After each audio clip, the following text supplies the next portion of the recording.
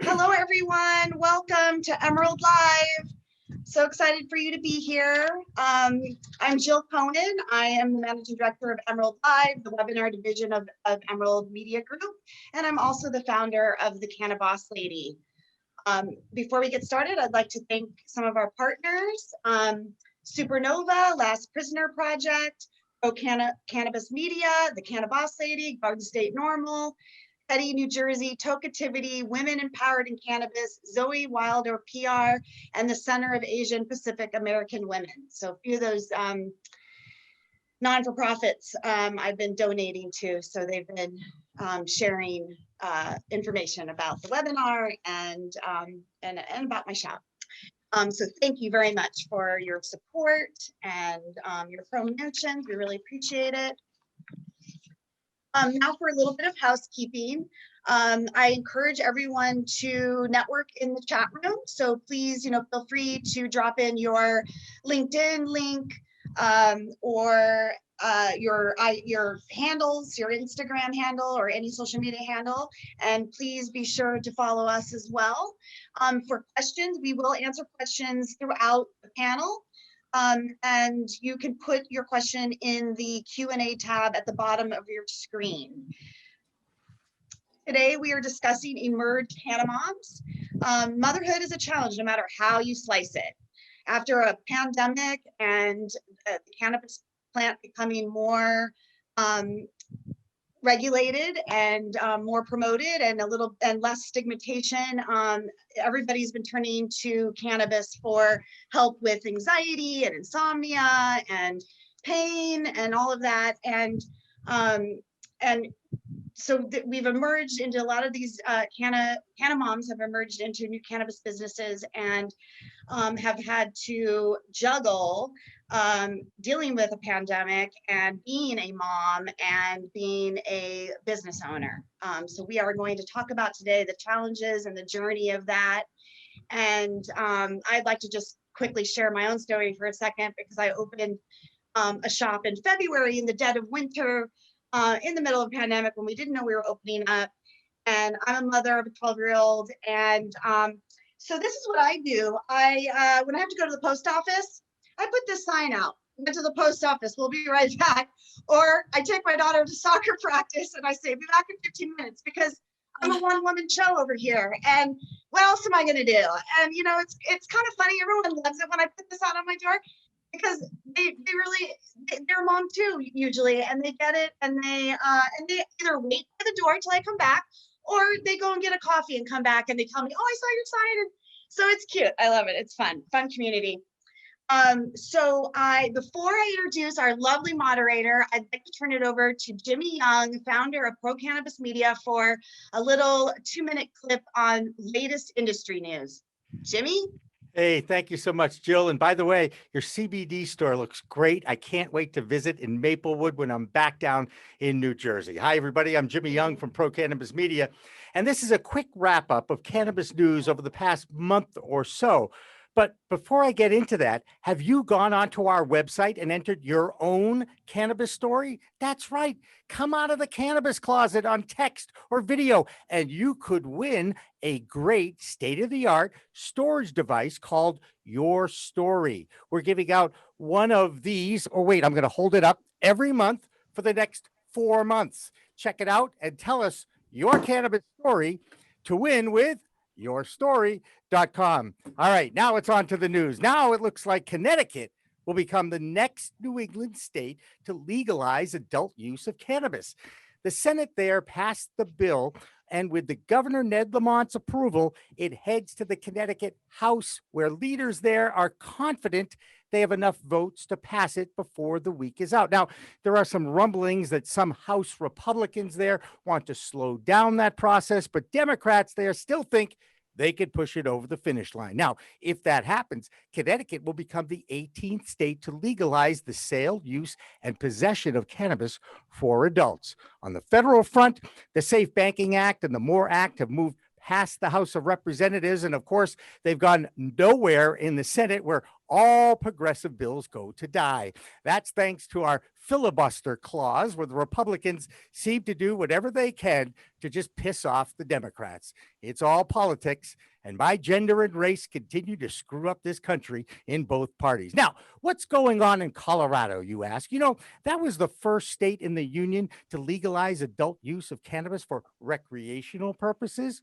Well, now that state legislature wants tougher packaging requirements on concentrates and tighten up the rules for under 21 adults to obtain a medical card. Yes, that means 18 to 20-year-olds can get med cards. The bill also wants to buy a buying limit to 8 grams per day.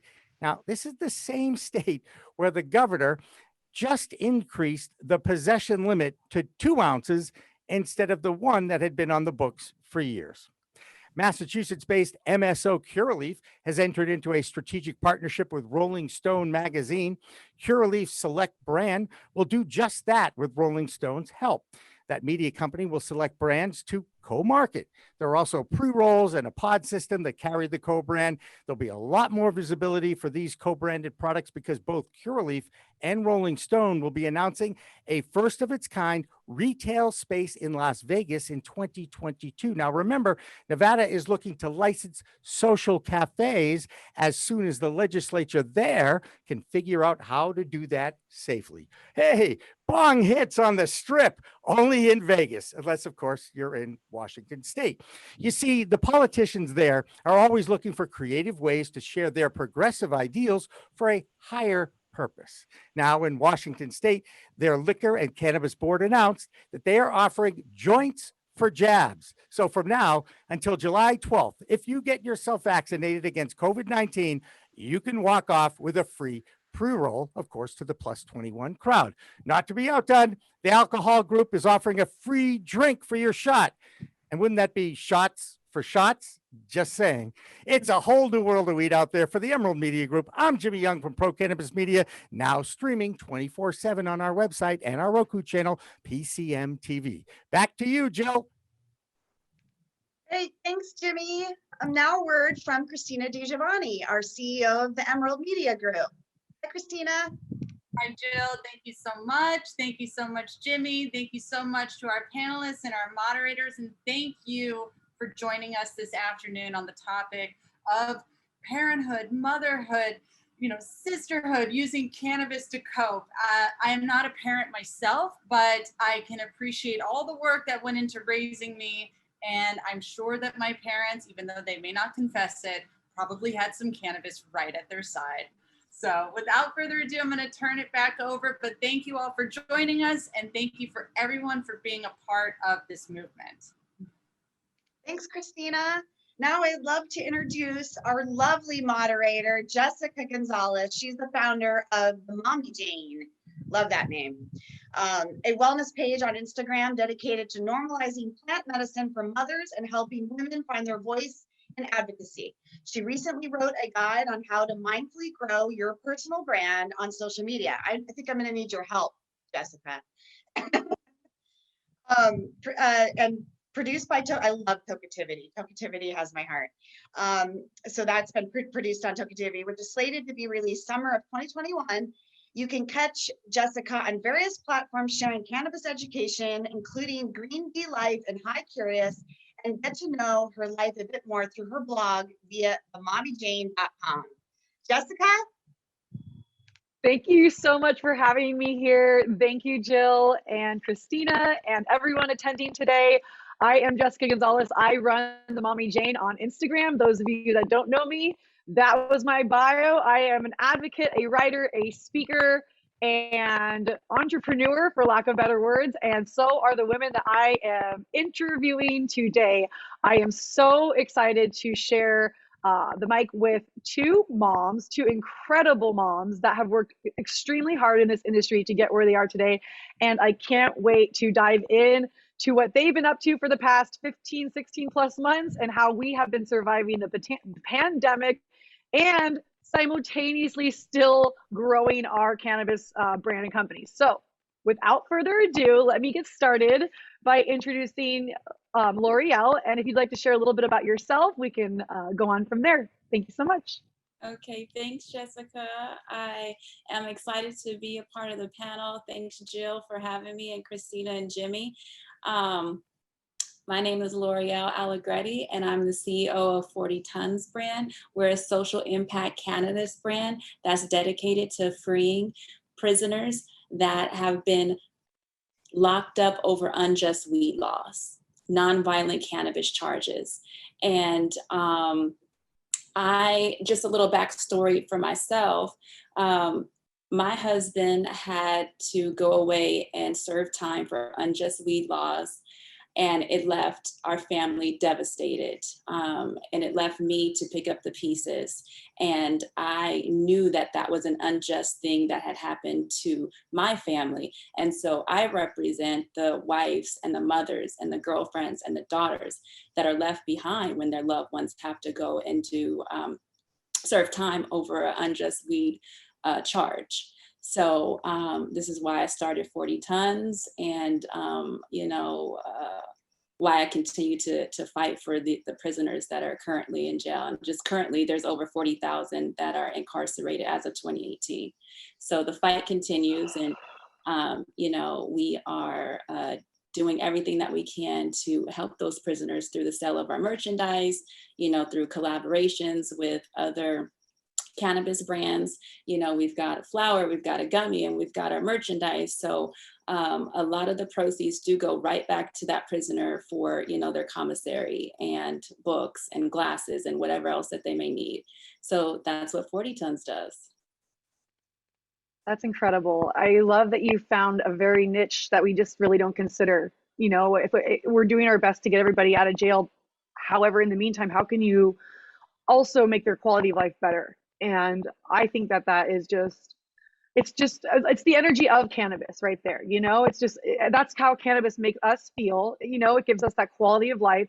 You are embodying the plant when you are giving that sort of normalcy and that sort of love and attention that these people deserve, because we all know that are in this room that they don't deserve to be there. We all know, why they are there. And it's so important that, there are people like Loriel that are providing those services until we are able to change the way the world sees cannabis. So Right. Thank you so much for sharing that intro. Kristin Murr-Sloat of Alpine Stash, excuse me. I told myself all the time I was not going to say it, and then I go and say it. That's because I said it too much. Alpine Stash. So thank you so much for being here. Why don't you introduce yourself, and you can take it from there.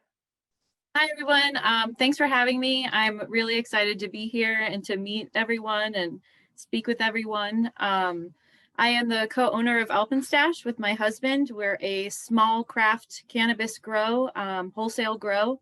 So we really focus on plant health and growing sustainably, and putting out a really healthy craft product for our customers. And I'm also a mom, first and foremost.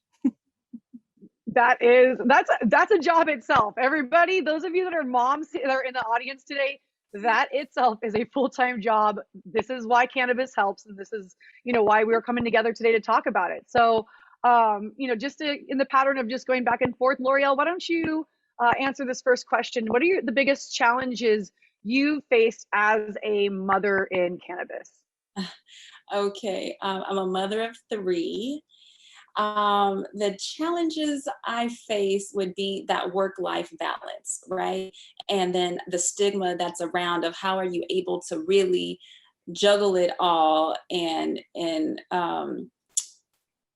consume cannabis and stay focused, and like you're taking drugs, how are you supposed to be on the PTA, right, at your kid's school? Or how are you supposed to be a coach for the cheerleading team, whatever that is, right? So just letting people know that it's okay, I can function, I usually do like a microdose for myself. So I have that stigma around me. And then another challenge would be my oldest son, he's diagnosed with Tourette's syndrome.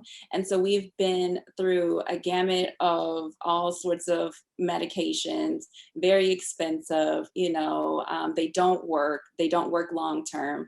And he had a very bad reaction to them. So we had to turn to cannabis use. So I'm a huge advocate for that. It's a lot cheaper, and it's actually working, and it continues to work, and he's able to function and be, have some normalcy in his life. So that's the challenge, but we're working through it.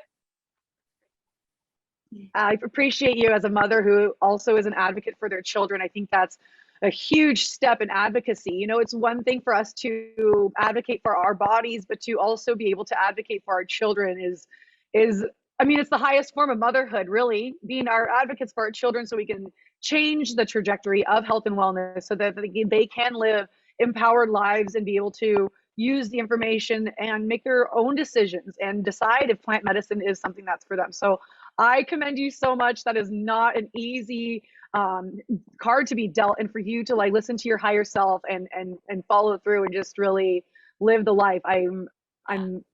It's really incredible. So thank you so much. What about you, Kristin? What are the biggest challenges that you have faced as a mother in cannabis? I feel like she really touched on the two main ones, which is, being a businesswoman in general and being a mother. That balance is extremely, extremely hard. And it comes with a lot of guilt and a lot of being torn, feeling like sometimes I'm not working hard enough, or sometimes I'm not spending enough time with my son.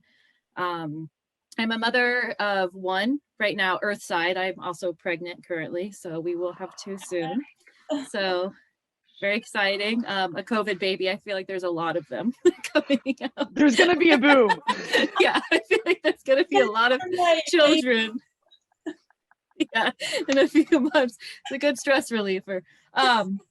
But we'll save the hacks for later.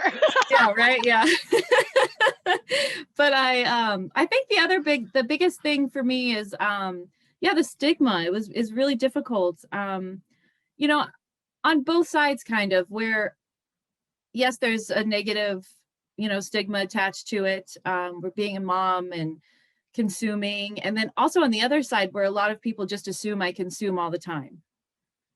Or that I'm just like, so I feel like it's finding the balance and kind of educating people, and also showing them that there's different types of consumption, and there's different levels, I guess. I mean, so I used to consume daily. Sometimes I don't. I kind of go through phases, but just that assumption that like, oh, my friends call me Murr, but my mom friends like, here comes Murr, she's going to get really stoned, or make sure you smoke outside. And it's like, okay, it's not necessary. I'm not commenting on your wine drinking or your whatever you choose to do, So I think it's just socially, it's been the hardest. I've actually been really lucky as far as people in the cannabis industry accepting me.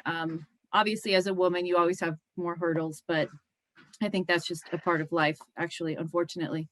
So in the cannabis space, I've been really fortunate as far as that's concerned. I'm really impressed, seriously, because I mean, for you to be able to have, this is the perfect example. We have mom brain, we have pregnancy brain, we have freaking cannabis brain.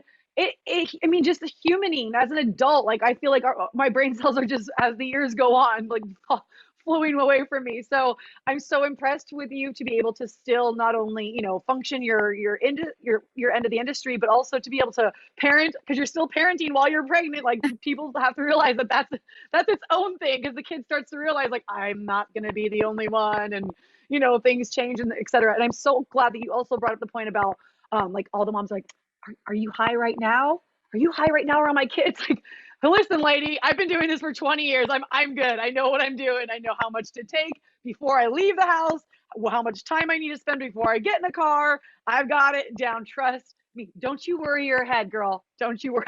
Also, I'm not asking you what you're doing. Like, yeah. Worry about you, sis. Diazepam today? Yeah. I was going to say that to people. Yeah. Yeah. Could you imagine? Oh my God. Oh yeah. So thank you for mentioning that. I think that's something that like, I don't know if we really even discuss it enough, even as advocates, really how much like flack we get from the uneducated mothers that are really thinking that we're just completely loaded all day long. There is no way with the frequency of this industry that any of us in this room would be able to keep up if it really was a hindrance. You know what I mean? Like we are the most productive people because as Loriel was saying earlier, I have to take drugs and get my work done. So it's like we really are scientists, you know, to some extent, trying to formulate what's going to work best for our bodies. And, you know, that's part of the journey itself. So speaking of, actually, what was your biggest takeaway from this pandemic, and what are you looking forward to most now that things are opening back up again? So Loriel, can I start with you? Yeah, the biggest takeaway I'd say for myself is the technology. Like, we're all forced to do the, you know, some form of chat, a Zoom, a Google Meet, a Duo, a FaceTime, right? In the pandemic, and building those relationships via the computer, you know, that has been a takeaway, that it can be done. Because normally, you know, someone would walk into your office, or you'd say, we'll meet at the local Starbucks, whatever, and you would conduct your little meeting there. But now, you know, or in the pandemic, you were not allowed to do that. You were not allowed to do a handshake. You know, those deals did not happen during the pandemic. So things like that, a big takeaway, that business still was able to carry on, collaborations still were able to be formed without that human touch. Yeah. That's so spectacular. I've never really considered that, but that's a really, I mean, when you're making those connections, the half the battle is that personality. Do we match? Can we function together? Is this the right fit? So for us to have to gauge that through a screen is extremely difficult. We just tacked on another skill set that we didn't even realize that we had, you know? Yeah. And I think also, and those of you in the audience are probably going to agree with me, and comment, please. We'd love to hear what your thoughts are on this. But cannabis keeps us in touch to that higher self, so that we have that intuition. So we have that foresight. We may not always listen when we hear the little warning signs or see those red flags, but the intuition is usually there. And it's usually the first one to tell us, this is a good deal, or maybe you should wait a second, you know? And I really love that you brought that up, because it's really made me more discerning, and it's given us that, as they say, pregnant pause, you know, that one pregnant pause where you're just like, do I need to do this right now? Like, we just got handed this whole new shift, and I can just start over with a clean slate. So how do I want to write this out for the rest of us now? How do I want to write this out moving forward? I love that you brought that up. So Kristin, would you like to share your biggest takeaways from the pandemic and what you're looking forward to most? Yes, I have learned that stay-at-home mothers are superheroes, because when you don't get to leave and go to work, I mean, I felt there were times where I was so overwhelmed with the amount of work I had to get done. And my son is going to be 2, so he's a toddler. And then taking care of my son while, you know, just doing 100 things at one time. There were so many times I just wished I could just go into the office, that I could just leave. You know, we really had to rework our schedules, my husband and I, because our business is so small. There's only 4 people total, including the 2 of us. So when COVID happened, it was really like, all right, let's kind of reevaluate, you know, what we're doing. And I ended up taking a lot of the administrative work so I could do it at home while I was with my son. And there were days where I just was like, you know, so I really learned that moms who stay home all the time are just like, hats off to you ladies, because I would much rather go in and work. That is, for me personally, much easier. And for that, thank God for cannabis, because there were days that I needed to just, like, you know, put my son in the pack and play for a minute with some Mickey Mouse Playhouse, and just go outside for like 2 minutes and like take a little hit and just a deep breath, and reevaluate everything, and then be like, okay, you know, put my fighting gloves back on and get back to it. But I think that was one of my biggest takeaways. And the other thing was how important a support system is. I think that was a really big one. Both on the business side, we were so blessed to have a team that we could really count on, where if we could not get in, I really knew that, you know, our plants were well taken care of. Regulations were being followed. The facility was staying clean. Our team is just a phenomenal team. I would even call them a family. And how important it is to communicate with that support system and work together, really. You know, my husband and I on a good day are apart for 2 hours, and you add the pandemic in on that, and it was just like, you know, some days. So wearing all the different hats of business partners, husband and wife, mother and father.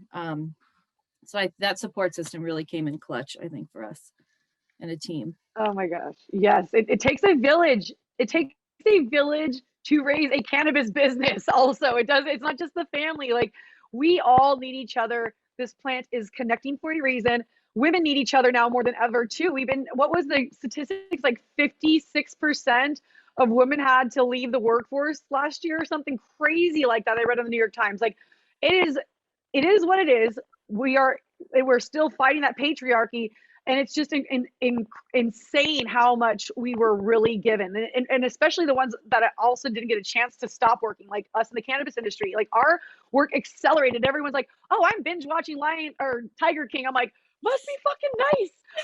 I have not had a break in so long. I'm like losing my damn mind. So yeah, I had a very altered experience. I'm sure, and some of you can relate, than most have experienced in the pandemic. Like, now that it's vacation time, we just recently went to Disney, and I was like, oh my God, I feel like I had just emerged on a new planet for the first time, because it's like it was like one thing after another. Then we had, Women's History Month and 420 and Mother's Day. It's just like, we haven't had a chance. It's never stopped for the cannabis industry, and for mothers, et cetera, and for parents out there that have had to share the workload. And how do you keep that fair? I'm so grateful my husband is supportive, but it's also really difficult because a lot of it falls on me, since he is the primary breadwinner. Like, I don't make enough to compensate for what he does at this point yet. I know it's still growing and it's new. So he does his share. He'll do dishes every once in a while, but when it comes down to it, if he has the business stuff to do and someone needs to make dinner, it's going to be me. It's just the hierarchy of our home, but that I also understand that as well. And so for me to not have that resentment, and for me to know that, like, okay, this is my role and I'm taking it on, and this is for the greater good of the family, we have to have that moment to ourselves where we realize, like, it's an ego death, really. We have to let our ego die a little bit and realize that it's not about us. It's about the greater good of the family. How do we keep the businesses going? Because in some cases, as especially both of you, actually more than one business going to some extent. So it's just how to keep the businesses alive, how to keep the morale high, because you don't, the kids are around you too. They see the energy in the house. They see that sort of thing. And so I really think that it's great that you mentioned the team. And I know that you faced obstacles beyond that. So what kept you motivated aside from the team and gave you that drive to keep you going as an entrepreneur in the cannabis space? And, let's change it up. Kristin, you can just segue. I mean, the welfare of my family, to be honest. I mean, this is how we make our money, and it's also something we really believe in. So I think that it was pretty amazing that we were deemed essential, right? I mean, that was a huge deal. I mean, it was a huge deal on so many levels. And so when all of a sudden cannabis is an essential business and people need us, it's like, thank you. Finally, people are starting to open their eyes, and they're starting to see that it's needed, and it's so helpful, and it does so much for so many people. So we just wanted to, as a brand and as a business, keep making and growing the best product we could to just reinforce that. And then again, as a small business, that's hard on a good day. And so, we're just motivated for our family, and for the movement itself, and I think because of the stigma that's it's still there, obviously hard, but I think a lot of people are opening their eyes more to it. And I started a moms group with some local moms here. And I think I'm one of 5 CannaMoms, or I was. And so then I would make events on that platform and say, hey, are there any other moms who smoke? There's happy hour. We have Zoom happy hours, but let's have Zoom smokes, let's all get together. And maybe one person would show up, but that's fine. That's one woman who was afraid to smoke before. So I think those little things also keep me going as far as in the CannaMom space, or that like instant message, like direct message I get at 2 a.m. when the mom's like, oh my God, I'm so high and this really funny thing happened and I couldn't say anything to anyone else, or because they're still in the canna closet. I like those little things, I think mean a lot to me, because it's, you know, you're a safe space for them, and you're someone that they can reach out to, where you can say to them, like, it's okay. Like, it's okay. And, you know, when you're ready, I'm here and I will like help lift you up, and we will together smoke a joint and show everyone, for lack of better, you know? Right. I love that you said that. Yeah, I I think this is a great opportunity for those of you that are a little shy. This is a great way to get into the industry, get your feet wet, and decide if this is something that is for you. Go to the virtual events while they're still happening. I have a feeling we're not going to stop. I mean, I feel like it's turned a whole new leaf, and the virtual events are going to be simultaneously going with the other ones. And so get your feet out there, you know, and share the ideas and stories with other women, having these conversations where it doesn't even have to be about cannabis. Just talk about whatever the heck you want, but have that moment and that break with other moms. I think that is essential, is getting other moms to open up, getting other moms to take a break, and, you know, for them to realize that there's other forms of self-care beyond just cannabis. So you can actually, you know, we all love smoking alone, but it's really freaking fun to get high with friends, you know? Oh, So yeah. I love that you created that sort of mental health opportunity for us, because I mean, you guys have seen me struggle recently. I'm having a really hard year. It's really been this like heavy energy, and as an empath, I've been feeling it so freaking hard, and I can't seem to shake it. And so having those moments and having panels like these where I have the opportunity to share and connect with other women, other cannabis women, especially because it's a really unique industry. Not everyone's going to get it. I totally understand that. Like you were saying, there's still a stigma attached to it. You know, but it's just really important for us to also create these spaces, you know, because no one else will. It's not, people do not think about the moms always. We were like the last person, we get one day out of the year, and then the rest of it goes back to everybody else. So carve these moments out, even after the pandemic, because mental health is always going to be a priority, regardless of what we're facing in our life, you know? So I commend you for doing that. That's so special that you did that. Loriel, would you like to share, you know, something that kept you motivated and gave you drive as an entrepreneur in the cannabis space during the pandemic? Yeah, during the pandemic, what kept me going is knowing that there's so many mothers out there that are without their children, you know, like serving this crazy amount of time behind cannabis, and that, you know, their children are left behind. Because I was in their shoes, just opposite. You know, I was with the children and having to be mom and dad, and when my husband was away, and there's just so much work that still has to be done. So yeah, and until the 40,000 prisoners are free, I've got to continue working and amplifying my message, and hopefully collaborating with others to help me with that message and spreading it. And so we're all aware and on the same page and want to make a difference and make a change. Yeah. I think that's fantastic. I'm so grateful for women like you, and those of you that are, you know, trying to find your path. There's so many outlets. You can absolutely use advocacy as a path into the cannabis industry. Please reach out to, you know, Last Prisoner Project, and, you know, 40 Tons as well, and see how you can help provide any sort of service to them. These are more nonprofits for the most part. And, you know, when they do get the profits, they're going to all the right places. So please, if you have the extra free time while you are at home and you want to get your foot, like I said, in the door of the cannabis space, this is a wonderful way to, you know, put your time and energy into something that's going to be so fulfilling. And I've heard I mean, I've been doing volunteering on a local level, but I've heard it helps with morale and on like depression. When you're giving back to community, it kind of like really just, we don't realize how much it really fulfills our soul and our service as humans. Everybody's always like asking the question, like, why are we here? What are humans? Why are we here? My kids always ask me that, Mom, what are we doing here? I'm like, serve humans. We're here to serve everyone. So find a reason to serve and do it. There So yeah, That's right, Jessica. And 40 tons is very soon we'll have our nonprofit sector of the company. So we'll be able to dedicate those funds 100% to, those prisoners.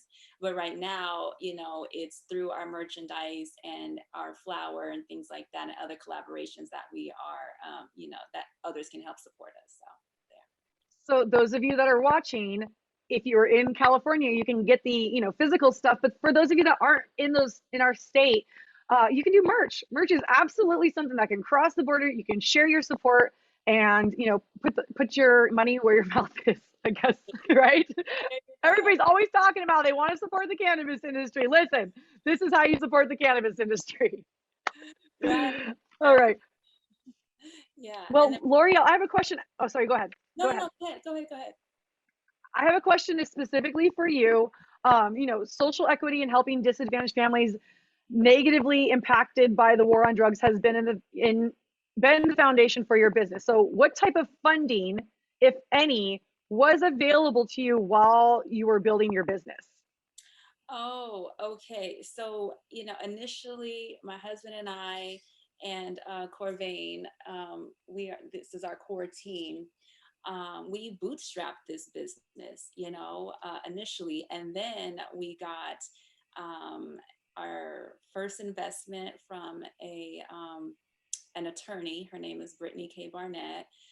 She's an amazing individual, author, attorney, advocate. She is with the Buried Alive Project. So she believed in our story and our cause and what we were trying to do, and that resonated with her. So she, so investments like hers and other cultivators who also helped us as well locally in the Los Angeles area. I don't know if you want me to tell you the names or how. Yeah, no, I'm just curious what the journey is like, because I know, when it comes to these social equity products, everybody's, promised all this money, and when it comes down to it, what, like 4% or 2% is getting the money for it. So I'm just curious, like, as a woman of color, as a mother in this industry, like all those, things that we have, the baggage we carry when we're going into these rooms to ask for money, and why, why does that even have to be baggage? Why can't it just be human? Oh, it's a human walking through the door. Let's see if their project's great and we can give them money. But it's never the case. It's always, the women are the last in the lines for the funds. Women of color further down the line for that. So I was just curious on the journey, because it takes so much. All of you are, you criticize these cannabis companies. You don't realize how much blood, sweat, and tears goes into these cannabis dreams. And it's not, no one just wakes up one day with $100,000 and like, ready to start the cannabis business. Some of them have that privilege. Obviously, it's mostly the old white dudes, but for the most part, when you see a lot of cannabis businesses like Kristin's, for example, run by a husband and wife, you're praying that your family and friends and whomever are going to support you, because it's really freaking hard to get that, not only just physical, but the financial support to be able to make these cannabis dreams come true. So just something to consider. I'm not trying to like make anybody feel guilty, but we really need to realize like people are putting their blood, sweat, and tears on the lines, especially when you see the women of color in this industry able to succeed. That's, they worked so effing hard to get to where they are. Not to discredit anybody else, but man, dang, it's not an easy journey. It's not an easy journey. And I just wanted to shine some light on you today for going through all that. Thank you. Yeah. So investments, other growers that have offered us, flour with favorable terms, loans, it's all hands on deck. My family doesn't come from money. We're a super, super humble, small family, but they supported me with watching the children so that I can go out and hustle up these funds, right? So that in itself, that's priceless. Priceless. Right. Right. And you all being moms, that struggle is real. You've got to go to this event, you've got to go meet this person for a meeting, whatever it is, and you need that 3 to 5 hours where someone is going to get your kid from school, pick them up, give them a snack, give them dinner, put them in pajamas, whatever it is, right? And know that they're going to be safe and sound at home while you go and work your business. Like, that's priceless, right? So yes, family definitely helped and are super supportive. And you know, I no longer have my mother here, but I do have a great mother-in-law. So my hat's off to her. And I married her only son, her only child. So you know, she's helped me tremendously, you know, especially when Anthony was incarcerated. And so yeah, I do supporting my father, watching the kids again. So yeah, across the board, everyone in my circle has been super supportive. It's so nice to hear the supportive families. I know that's not always the case. It was not for me in my journey. I know, Kristin, I mean, you're a family operation, but did you have all the support that from your family, or were there some naysayers? Yes, I think, you know, when I was really young, and I actually felt the same way because I grew up an elite athlete. And so I had my own ideas of what cannabis were, which were so incorrect. But, you know, I was like team, like, drugs are bad, okay, you know, like, which so incorrect. But as, you know, I suffered a really bad injury playing hockey, and cannabis actually helped me get off a ton of drugs, painkillers. And so my parents got to watch that process. And so they, through that in itself, they then became pro cannabis because they saw what it could do for me. So my family is very, very supportive. Danny's family, my husband, very supportive. His dad was actually on one of the first like lawyer boards in the 70s to try to legalize. So he's like super pro cannabis. Danny's mom is like one of our biggest supporters and clients. She, you know, she's constantly like, what do we got this harvest? You know, so one of my like favorite memories is, oh yeah, when Gail and I, his mother, first met, we actually just talked about it this weekend. It was very awkward because we were both high and neither of us knew we were going to meet each other.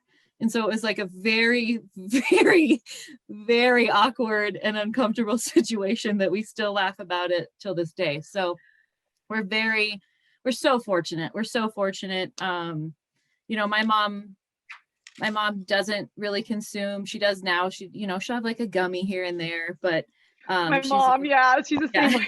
You know, she's like, I need to sleep or whatever. But they're so supportive. My mom and my dad have always been, you know, my biggest supporters. So I'm so lucky. I'm so lucky because I realize that is not the case for a lot of people. And I'm double lucky that my in-laws are mega supportive as well. So we're a pretty hardcore cannabis family, I would say. I can, yeah, to the core. I love it. Yeah. I love it so much. Oh my gosh. I think this is awesome. Okay, so I know we're getting to that point. I have like 2 more questions. They can be, you know, as brief or as long as you want. Those of you that are still on here, if you want to ask any questions, now would be the time to put that into the chat so that we can go back to it and answer those questions as they come through. But in the meantime, I will ask the next question, which is, do you feel like you've received more no's entering the cannabis industry as a woman in cannabis, or has this industry been favorable to your success? And Loriel, let's just go with you. I don't want to say I've received many no's. I've received not right now, if that makes sense, right? So, you know, whether they were waiting for their harvest, whether the timing wasn't right, whatever it was, it would be like, I want to work with you. I want to do something. We'll just have to put it off to another day. So that's where we've been, but still very blessed to have the relationships that we do have with some great brands out there, some very known brands out there. You know, so yeah, very, very blessed in that aspect, I would say. That's awesome. Kristin, would you like to share? Have you had your share of no's, or do you think because you've been this, you know, couple that's kind of charming and endearing that people are like, oh my God, this is awesome, let's support you? Thank you, first of all. Actually, you know, there's not a lot of women in the cultivation space itself. That's a very male dominated area. And so unfortunately, have gotten a lot of, like, if Danny's right here, I've gotten a lot of like just talking to Danny and kind of, you know, I'm just like the chick in the room, you know? So that's been really difficult. I still get it, but I'm not a meek human. So it's usually, and my husband appreciates that about me and is like also a hardcore feminist. So my husband's always constantly redirecting it towards me when those people are like that, just, and specifically not answering questions. So that's extremely helpful. But I do get a lot of that. You know, there's a lot of, for lack of a better term, grow bros in my area. One of the first podcasts I ever did, a gentleman asked me, he's pretty high up too, what it was like to be a woman in the cannabis space, and interrupted me halfway through to explain to me what it was like when he didn't like my answer. So it's been a lot of, yeah, that was really fun. That's some serious mansplaining right there. Yeah. So that's generally been my experience. Sometimes, you know, when we work with a lot of couples come to us, which we love. And so that's my favorite, because then it's obviously a man and a woman, and a man who's supporting a woman and knows that she's not an idiot, and will speak to me as they speak to Danny. But if it's just a person I'm calling, a lot of times, sometimes they won't contact me, or they'll call Danny back, or an email is just to Danny, you know. That happens often, and it's really frustrating. I'm not gonna lie. Very frustrating. It's disheartening. It's disheartening to feel like you're not credible enough or whatever. And it's like, I hate the idea of having to prove myself to people. Like, that is the most exhausting thing as a mother, as a woman in cannabis. Like, I'm constantly like, I mean, not that I'm looking for validation, but it's like, we have to fucking prove ourselves left and right. Like, yes, I'm a good worker. Yes, cannabis works. Yes, I'm not a lazy stoner. It's like all these things that yes. And on top of it, I am a good mom and surprisingly a good wife. And, you know, all these things. It's like, it's so shocking. It's so like, oh my God, she got this done. She's successful. Like, it's so tiring. It's like, I'm fucking tired. Sometimes there just isn't enough cannabis. Yeah. So yes, anyway. Oh my gosh. Well, okay, we have one more question. It doesn't look like there's any questions from the audience so far, which is totally fine. Wait, Loriel, did I give you a chance to answer that one question? The nose. Okay, yeah, that's right. Okay. And then, excuse me, it's, you know, we're reaching the hour, so, you know, got it.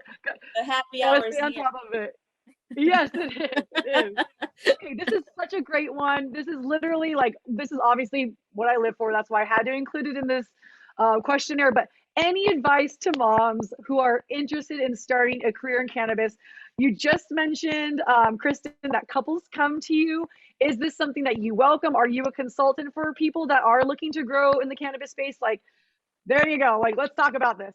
Yes. Actually, we have a Alpenstash Consulting. It's Alpenstash Consulting at Gmail, and we are on that platform. I'm also super open. Just DM me in our Instagram account at Alpenstash, and I will talk growing with you. Especially if you are a woman, like, please, the more the better. I will go step by step with a plant with you. I will help you get equipment. If you are a mom or a human interested in, especially a woman, is like interested in growing, even in a closet, one plant, like, the more the merrier. I just think it's so good for you. Smoking the plant is amazing, but growing it is also amazing. It's so much, it's like just as important for my anxiety and who I am to actually grow as it is to consume. And so the more the better. And we need more women up in here. Like, we need more ladies in the cultivation space. So come on. Right. Just to touch on yours, Kristin, abso-fucking-lutely. Asking for help, people being open like you are to the grow process, so that's great. I love it. And then the other advice for me would be to be patient, right? Because this does not happen overnight, so that number one, be diligent, right? So know what you want to do. Don't veer from it. Don't be afraid of it. Don't let a man come and tell you no, right? And then have your core team and be, and supportive people around you, because that's also very important too. So, yeah. Oh, I love the support part. I cannot express that enough, because I worked so hard to reestablish a friendship base once I lost a lot of friends by joining the cannabis industry. It was like trying to filter through humans again. It's like, okay, who's not going to judge me? Who could possibly be great collaboration for a project? All these certain things. And like, it's so hard to like find that discernment and not feel like you're going to get taken advantage of for your niceness and all these little things. So to find the right people to support you is magnanimous. I mean, you are literally unstoppable at that point, because you know that you can go to your friends or colleagues or whomever you want to associate, how you want to associate it, with an idea, and they'll say, yes or no, yes or no. For instance, I finally have a team myself. It is the best, because I dim myself, and my team is the one who's like, you need to add more color to that. You need to brighten this color. I don't think like that, because I'm just like, oh, I'm just this mom who doesn't know what she's doing. It's like, no, be the bright light that you want to be and shine onto everybody. And we need to all start to do that. We are all lights. We all have the ability to shine. We are mothers. We shine our love onto our kids every single day, and we can take that energy and we can shine into our communities. Excuse me. Shine into this industry as well, and then shine back to the mothers, just like Kristin was saying with the groups and all these things, that we can start to create these little pockets of compassion and pockets of support and pockets of just sort of masterminding. Really, for lack of better words, masterminding is so important these days.